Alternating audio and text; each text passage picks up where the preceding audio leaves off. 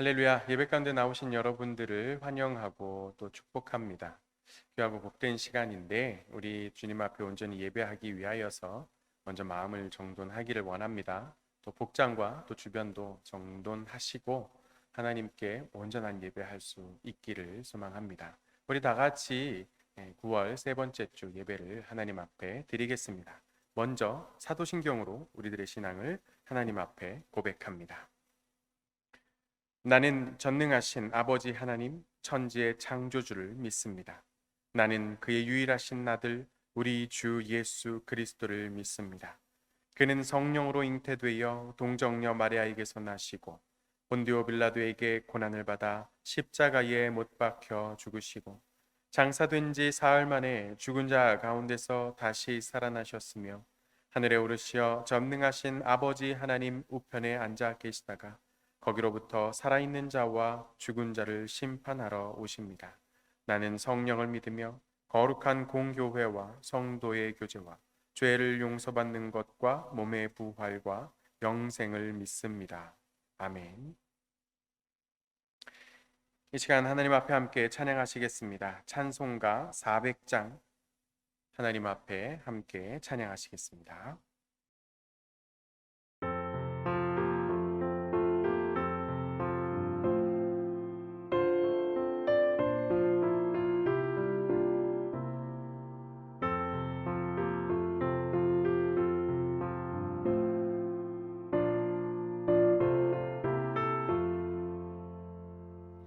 험한 시험 물속에서 너를 건져주시고 노한 풍랑 지나도록 너를 숨겨주소서. 주여 나를 돌보시사 오이 품어주시고 험한 풍파 지나도록 너를 숨겨주소서. 권세 능력 무한하사 모든 시험 이기고 풍랑까지 다스리는 주님 앞에 비오니 주여 나를 돌보시사 오이 품어주시고 험한 풍파 지나도록 너를 숨겨주소서.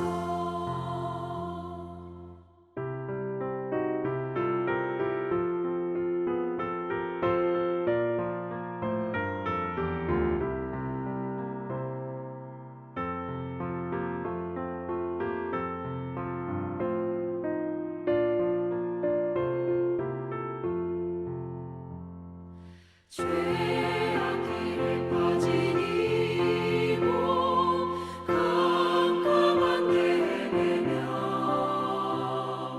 부르짖는 나의 영혼 들으소서. 내 주여 주여 나를 돌보시사 오이 품어주시고 험한 풍파 지나도록 너를 숨겨주소서.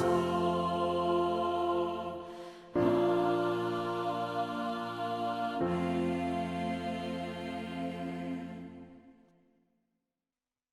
이 시간 여러분들을 대표하여서 우리 55여단을 섬겨주시는 김재현 목사님께서 나오셔서 기도 인도해 주시겠습니다.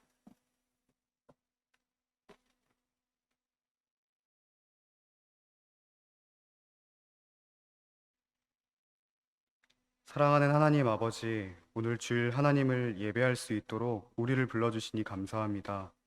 대면 예배를 허락해 주셔서 곳곳에서 하나님을 예배하도록 불러 모아주시고 혹은 아직 영상으로 예배하지만 시간과 장소를 정해 하나님을 예배하도록 불러주시니 감사합니다. 하나님이 허락하신 귀한 시간에 하나님을 기뻐하며 마음껏 하나님을 높여 찬송할 수 있도록 우리의 마음을 인도해 주옵소서. 시원한 계절을 허락하신 하나님, 이 계절과 같이 우리의 마음도 하나님 안에서 시원하고 선선하도록 인도해 주옵소서. 우리 22사단 모든 부대원들을 지켜주시고 항상 보살펴 주시는 은혜를 경험하도록 인도해 주옵소서. 마음이 기쁜 자에게는 주 안에서 더욱 큰 평안을 주시며 마음이 상한 자들에게는 주 안에서 회복이 있게 해 주옵소서. 특별히 우리 모든 22사단 믿음의 가족들이 언제나 믿음 안에서 몸과 마음이 강건하며 날마다 열매 맺는 복된 인생 되도록 도와주옵소서. 하나님, 함께하는 군인 가족들을 위해 기도합니다. 각자의 자리에서 믿음 안에서 말씀 안에서 살 때마다 항상 격려해 주시고 힘 주셔서 하나님이 기뻐하시는 삶을 살아갈 수 있도록 도와주옵소서. 혹여나 어려움 당할지라도 또는 해결되지 않은 일을 마주할지라도 언제나 지혜를 주셔서 능히 이겨나갈 수 있도록 도와주옵소서.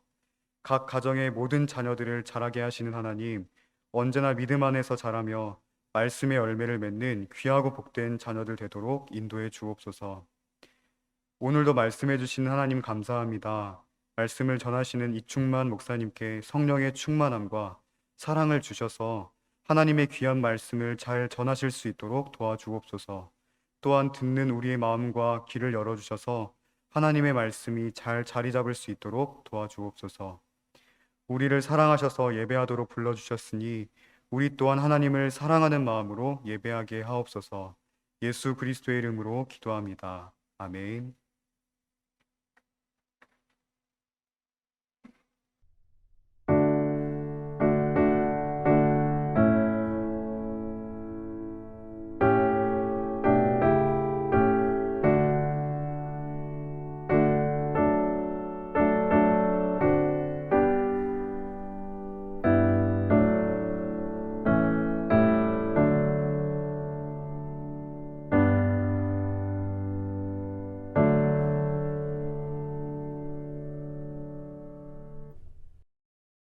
말씀 봅니다. 오늘 우리들에게 주시는 하나님의 말씀은 사무엘하 16장, 사무엘하 16장 5절로 14절. 구약성서 489면 사무엘하 16장 5절로 14절까지의 말씀입니다. 제가 하나님 앞에 봉독하여 올리겠습니다. 다윗 왕이 바후림의 이름에 거기서 사울의 친족 한 사람이 나오니 게라의 아들이요 이름은 시므이라. 그가 나오면서 계속하여 저주하고 또 다윗과 다윗 왕의 모든 신하들을 향하여 돌을 던지니 그때의 모든 백성과 용사들은 다 왕의 좌우에 있었더라. 시므이가 저주하는 가운데 이와 같이 말하니라. 피를 흘린 자여 사악한 자여 가거라 가거라. 사울의 족속의 모든 피를 여호와께서 내게로 돌리셨도다. 그를 이어서 내가 왕이 되었으나 여호와께서 나라를 내 아들 압살롬의 손에 넘기셨도다. 보라, 너는 피를 흘린 자이므로 화를 자초하였느니라 하는지라. 스루야의 아들 아비새가 왕께 여짜오되 이 죽은 개가 어찌 내 주 왕을 저주하리이까? 청하건대 내가 건너가서 그의 머리를 베게 하소서 하니 왕이 이르되 스루야의 아들들아, 내가 너희와 무슨 상관이 있느냐? 그가 저주하는 것은 여호와께서 그에게 다윗을 저주하라 하심이니 내가 어찌 그리하였느냐 할 자가 누구겠느냐 하고 또 다윗이 아비새와 모든 신하들에게 이르되 내 몸에서 난 아들도 내 생명을 해하려 하거든 하물며 이 베냐민 사람이랴 여호와께서 그에게 명령하신 것이니 그가 저주하게 버려두라.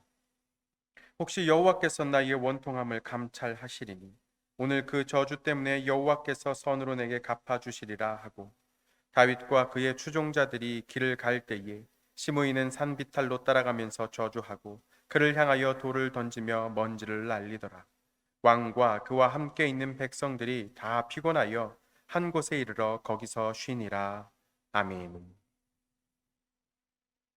이 시간 우리 56여단을 섬겨주시는 이충만 목사님께서 그 말 너머에 계시는 하나님이라고 하는 말씀의 제목으로 은혜 나누어 주시겠습니다.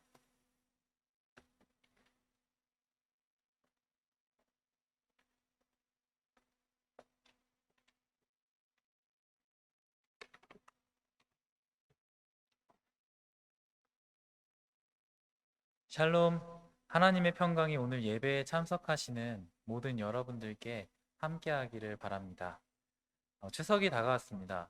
추석이 되면 우리가 늘 주고받는 말들이 있습니다. 만나는 사람 있어? 결혼은 언제 해?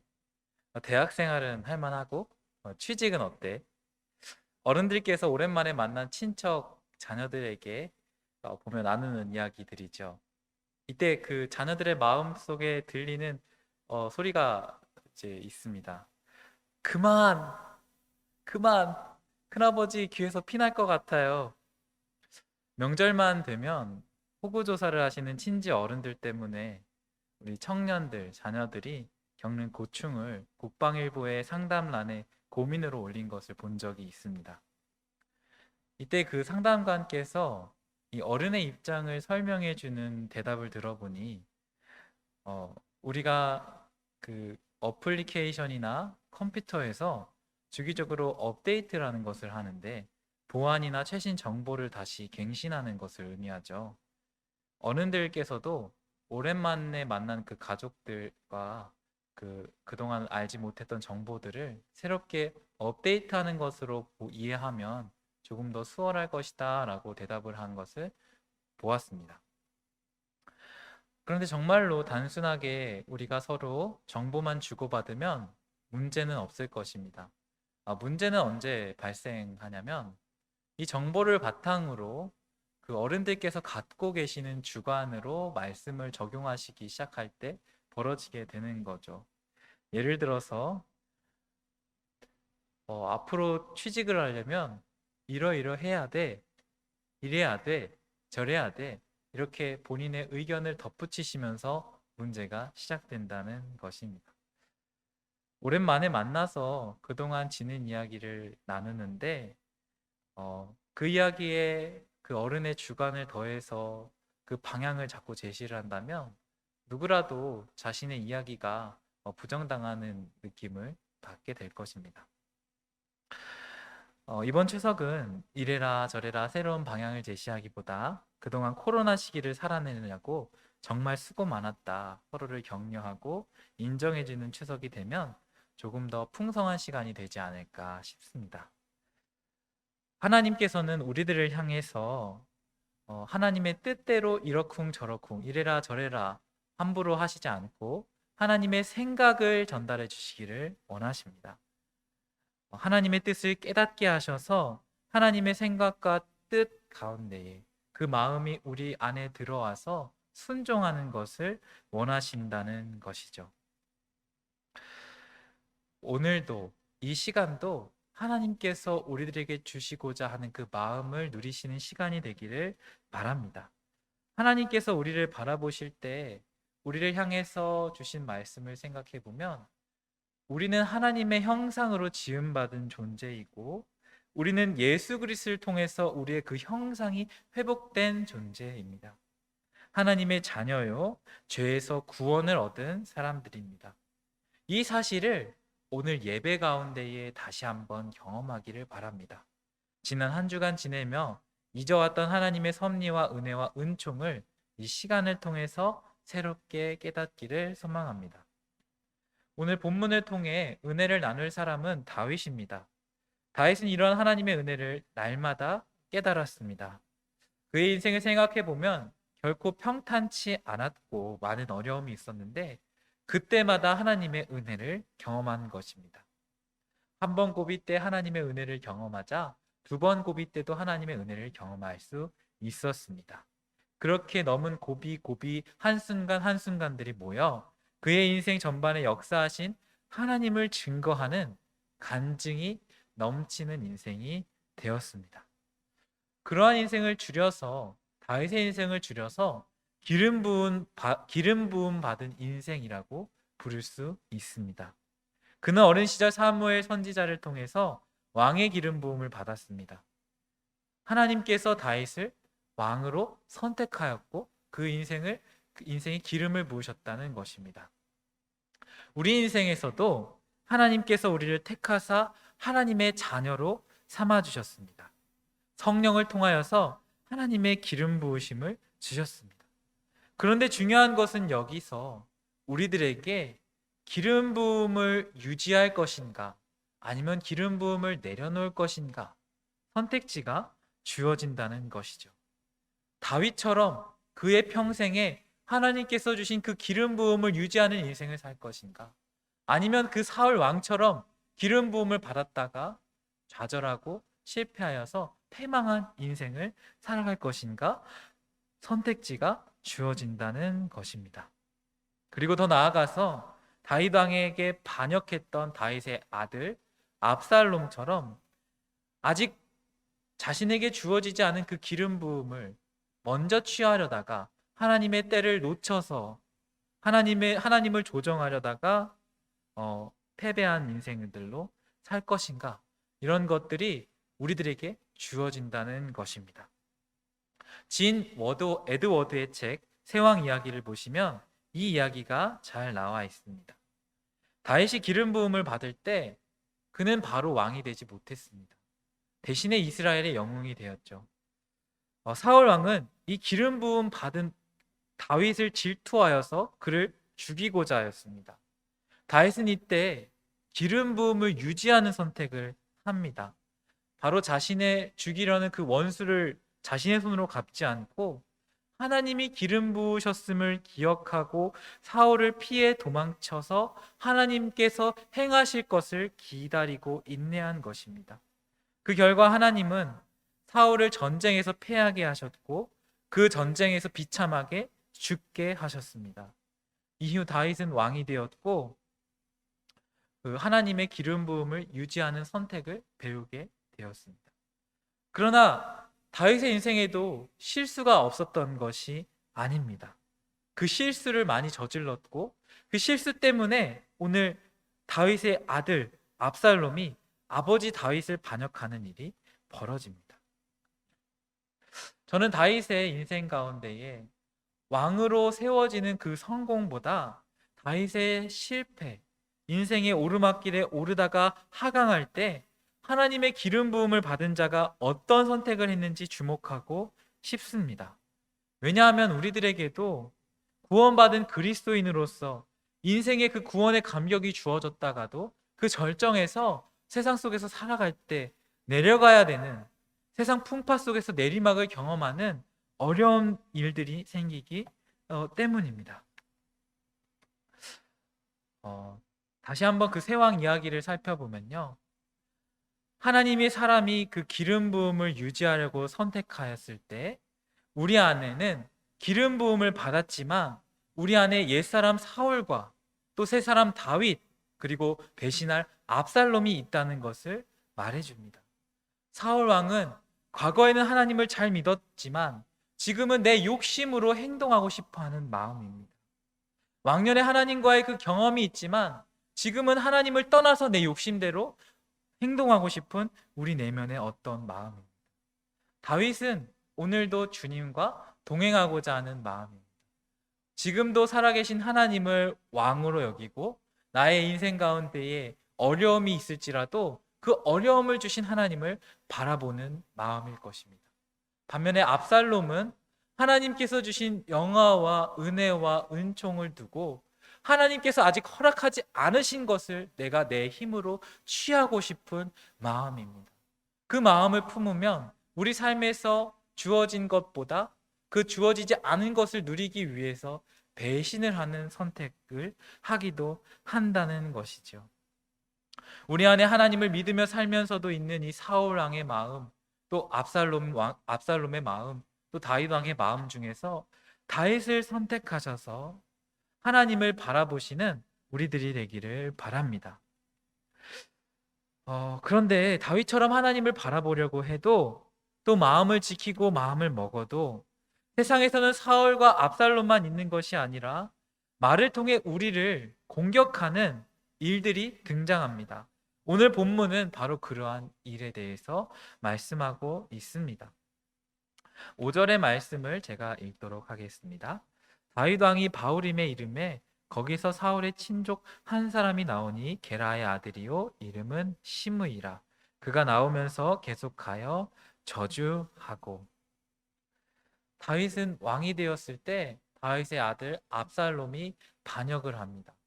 그 반역이 일어났을 때 다윗은 압살롬과 싸우는 것이 아니라 광야로 도망칩니다. 그리고 마루턱으로 도망치고요. 바후림으로 도망갑니다. 오늘은 그 바후림에 이른 사건을 증거하고 있습니다. 이 바후림에서 시므이란 사람을 만났는데 이 시므이가 다윗을 향해서 저주하는 것입니다. 이렇게 저주를 하고 있습니다. 8절입니다.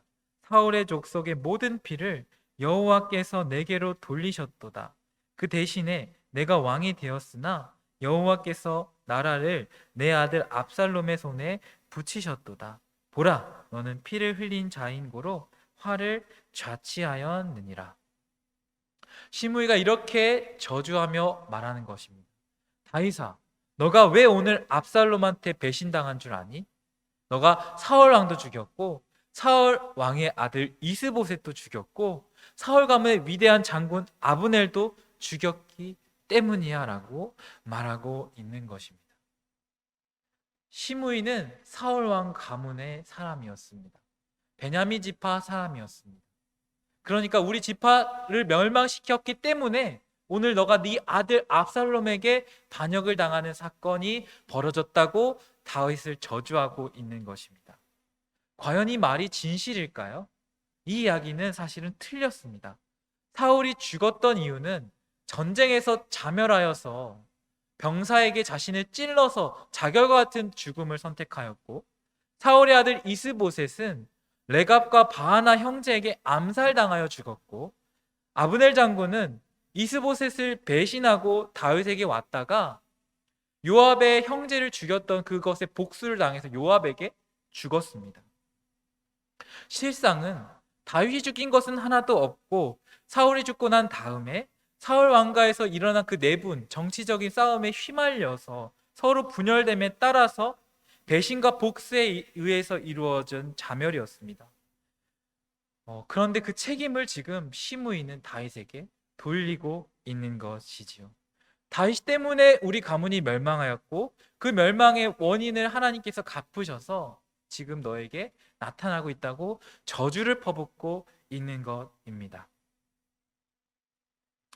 우리 삶에도 하나님을 믿고 따르다 보면 하나님께서 이루어주신 일, 하나님께서 인도해 주신 일을 놓고도 저주를 하는 일들이 벌어집니다.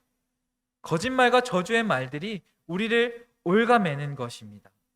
죄 때문에 너가 이렇게 된 거야 정죄하는 말과 같은 것입니다. 부정적이게 하고 낙담하게 하고 불안하게 만드는 말의 유형들입니다.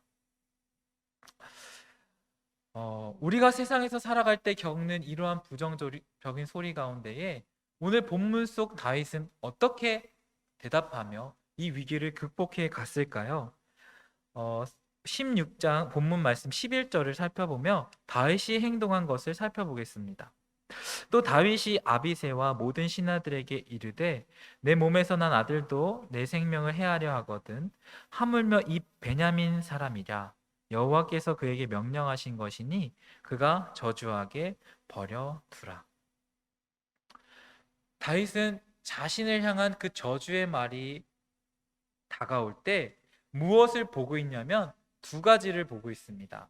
하나는 압살롬이 자신을 반역한 것과 다른 하나는 하나님이 명령하고 계심을 보고 있습니다. 시므이가 저주를 말할 때에 다윗은 자신의 삶에서 벌어진 최고의 비극, 아들이 자신을 배반한 것과 하나님이 그 명령을 하신 것을 동시에 보고 있다는 것입니다. 여기서 질문을 하나 드리고 싶은데 다윗이 이 사건을 바라보면서 판단하고 있는 기준이 무엇입니까? 우선순위가 무엇입니까? 바로 하나님의 명령하심입니다. 다윗은 자신이 겪은 이 사건도 하나님의 섭리 가운데에 이루어지고 있음을 믿고 있습니다. 그래서 이 우선순위에 따라서 하나님의 명령하심을 가장 우선순위로 삼고 다음과 같이 고백합니다. 12절입니다.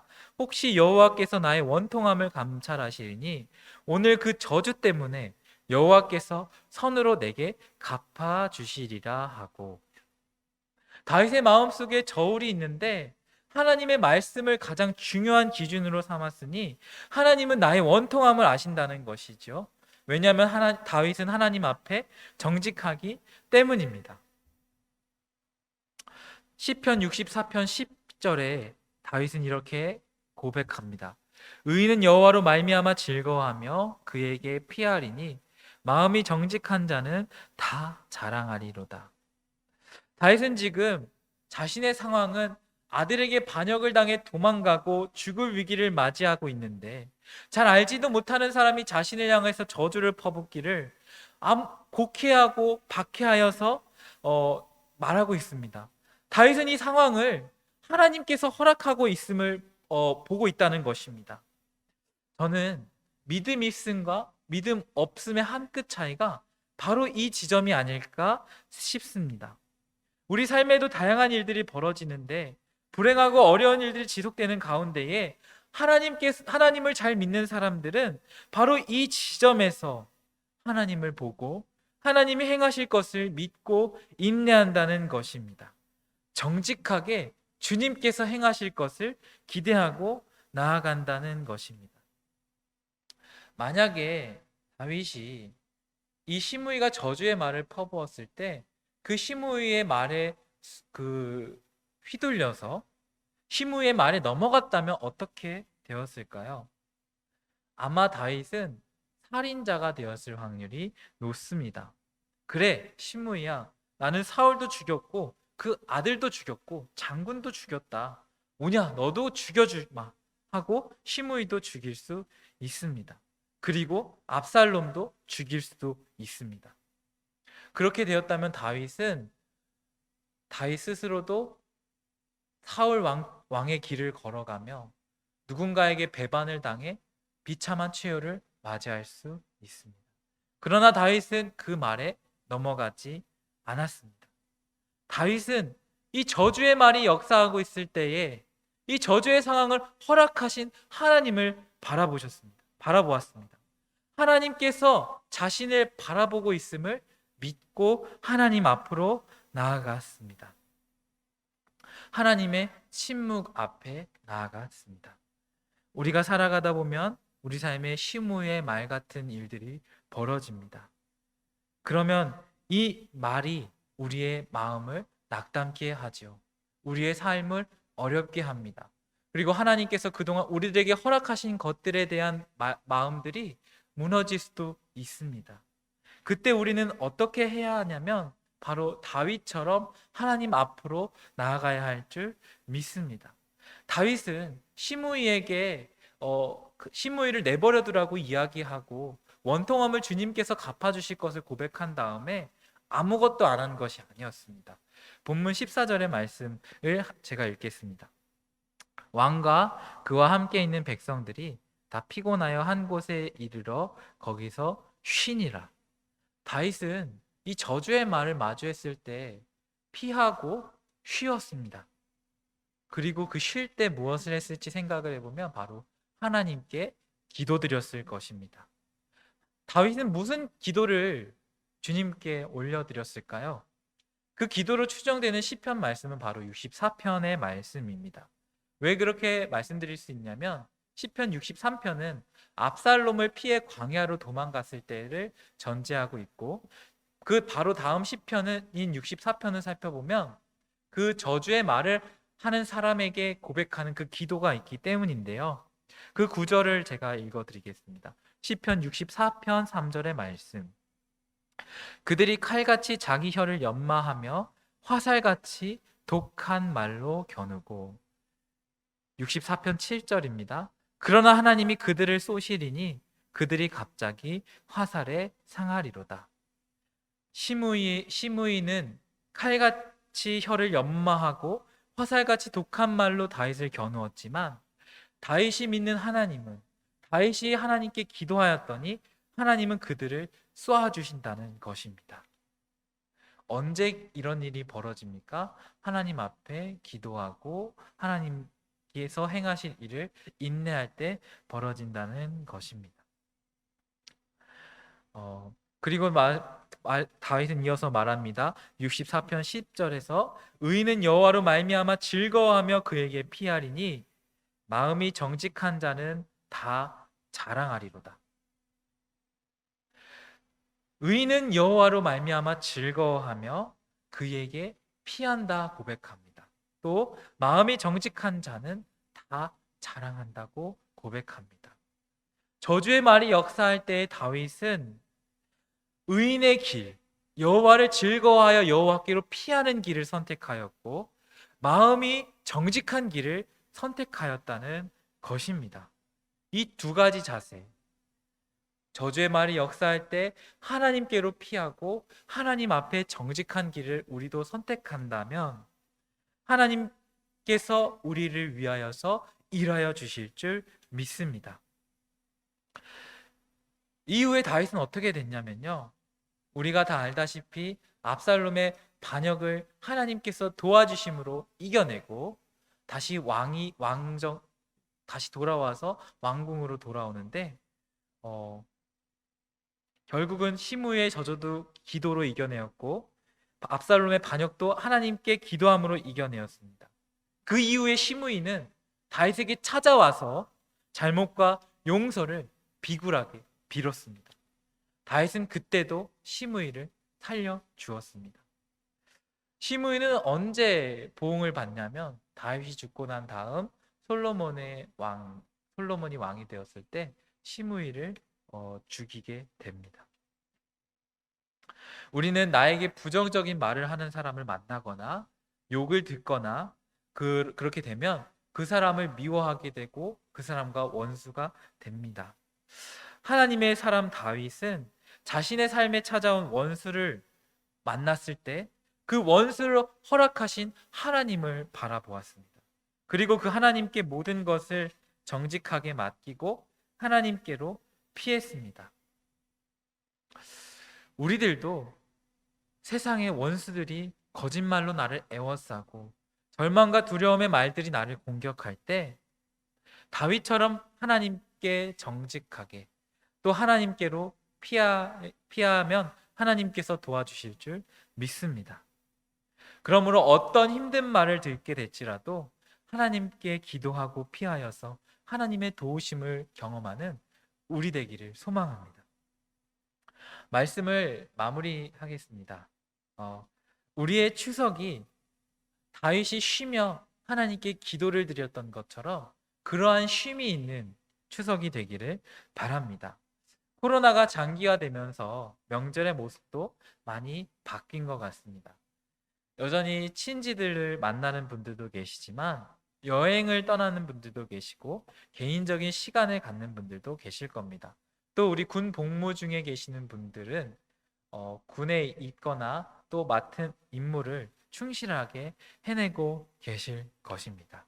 이러한 시간 가운데에 하나님 안에서 누리는 기도의 쉼이 있기를 바랍니다. 어떤 노래 가사 중에 이런 가사가 있습니다. 집에 있는데도 집에 가고 싶어 라는 표현이 있습니다. 이 표현은 현대인의 쉼을 누리지 못함을 드러내는 표현이라고 생각되는데요. 이것을 우리 예배하는 삶에 적용해서 이야기한다면 예배 드리는데도 예배하고 싶고 하나님을 믿는데도 하나님을 만나고 싶어. 이번 추석은 사람들의 말을 넘어서 우리를 사랑하시는 하나님의 계심을 믿고 바라보아서 하나님을 만나는 예배를 하나님 앞에서 누리는 쉼이 있는 시간이 되시기를 바랍니다. 그 말 너머에 계시는 하나님을 만나는 추석이 되시기를 소망합니다. 기도하겠습니다. 오늘도 우리의 인생에 함께 하시는 하나님 아버지, 우리의 모든 상황 가운데에 계시는 하나님을 믿습니다. 하나님, 우리 삶에 원수가 저주의 말을 쏟아내고 하나님이 행하신 일들을 왜곡할지라도 하나님은 우리들에게 믿음을 주시고 또 지키고 나아가기를 원하시는 줄 믿습니다. 다윗처럼 하나님께로 피할 믿음을 주시고 다윗처럼 정직하게 기도할 믿음을 주셔서 악인은 화살처럼 칼처럼 악하게 역사하지만 하나님께서는 우리에게 방패로 우리를 위해 대신 싸워주시는 용사로 싸워주심을 기도로 경험하게 하여 주시옵소서. 추석 연휴간 22사단 내 모든 성도를 지켜주시고 복된 만남과 쉼이 있는 시간이 되게 하여 주시옵소서. 이제는 우리 주 예수 그리스도의 넓으신 은혜와 하나님 아버지의 지극하신 사랑하심과 성령님의 감화 감동 교통하심이 오늘 예배에 참석한 모든 22사단 성도 위에 지금으로부터 영원까지 함께 있을지어다. 아멘.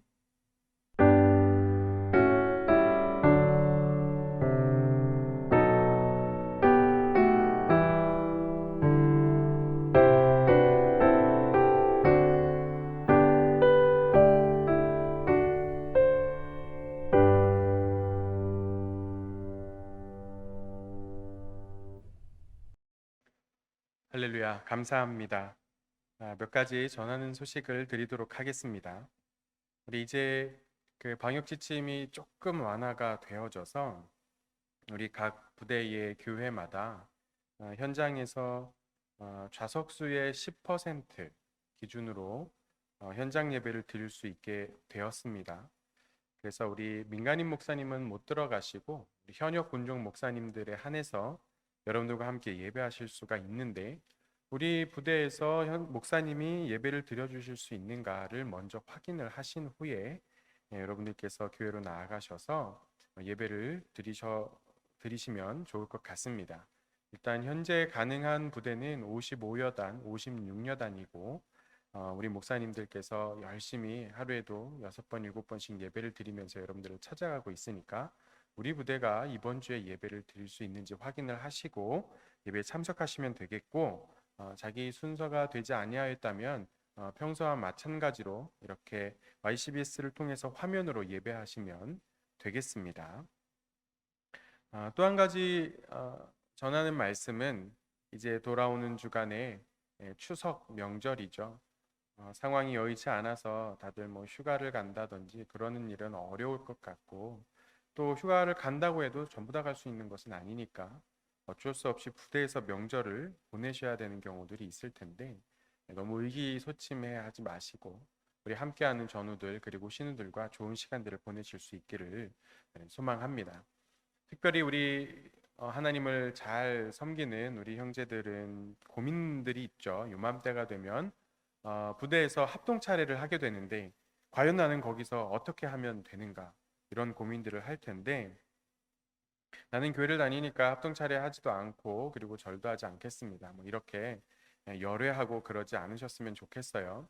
다만 그곳에 나아가서 예의 없는 사람처럼 그렇게 삐딱하게 있지 마시고 순서에 따라서 합동 차례상으로 나가시되 거기서 가볍게 목례하시고 여러분들의 가정을 위하여 간단하게 기도를 하시는 모습이라면 충분히 괜찮을 것 같습니다.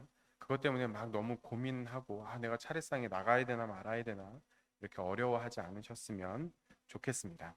아무쪼록 한 주간 또 즐겁고도 행복한 명절과 휴일들을 보내시고 우리 다음 주에 건강한 모습으로 다시 함께 모여서 예배할 수 있기를 소망합니다. 고맙습니다.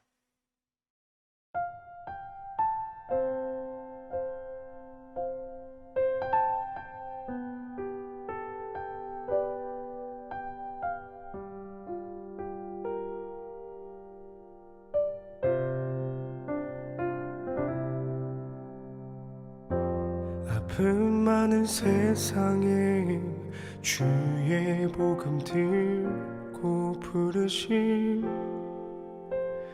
따라갑니다. 슬픔과 고통이 가득한 이 땅에 눈물을 닦아주려.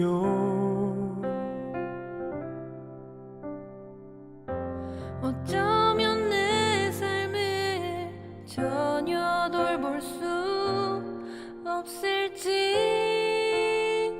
모르겠지만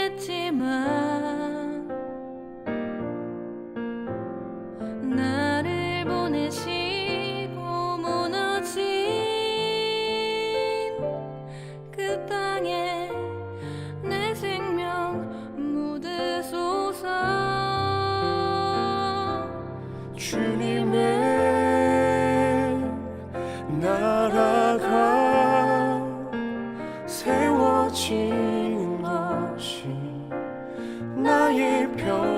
소원 주님의 교회가 이곳에 세워짐이 마지막 호흡이 끝이 날 때까지 나는 나가리 그날을 그토록 보고픈 주 얼굴 보리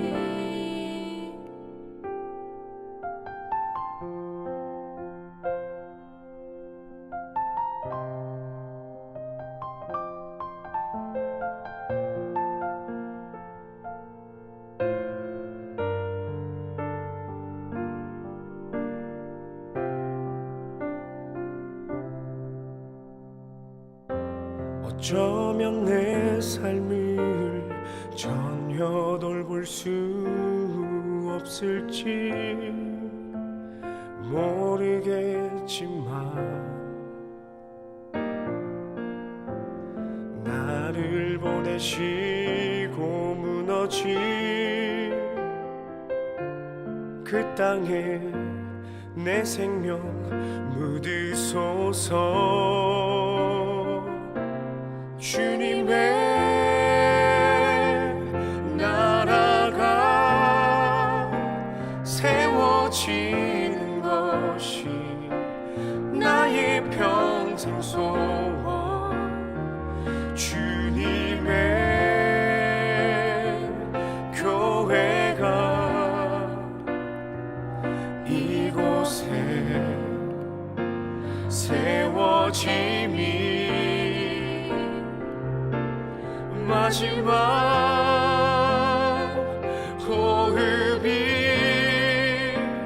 끝이 날 때까지 나는 나가리 그날에 그토록 보고픈 주 얼굴 보리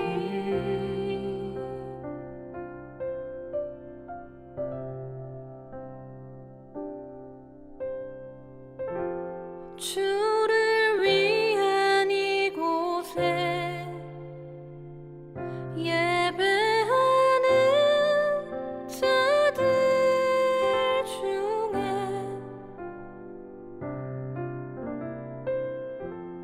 그가 찾는 일 없어 주님께서 슬퍼하시네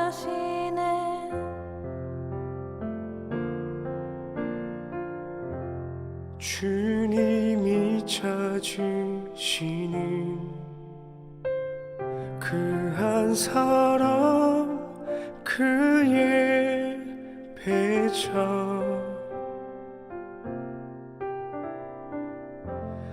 내가 그 사람 되길 간절히 주께 예배하네